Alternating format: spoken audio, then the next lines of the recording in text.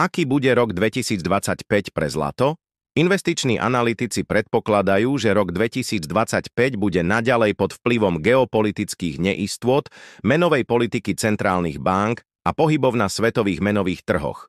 Očakávajú, že najbližšie obdobie by sa mohlo niesť v znamení cenových výkyvov a nevylučujú, že žltý kov dosiahne svoje ďalšie historické maximá.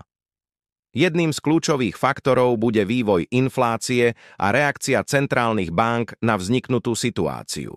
Očakáva sa, že Európska centrálna banka ECB aj americký federálny rezervný systém FED budú pokračovať v znižovaní svojich kľúčových úrokových sadzieb, čo zatraktívni zlato ako investičnú komoditu.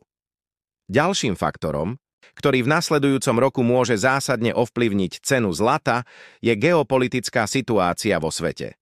Konflikty ako vojna na Ukrajine, napätie medzi Čínou a USA alebo nestabilita na Blízkom východe budú naďalej ovplyvňovať dopyt po zlate, ktoré zabezpečuje uchovanie hodnoty peňazí.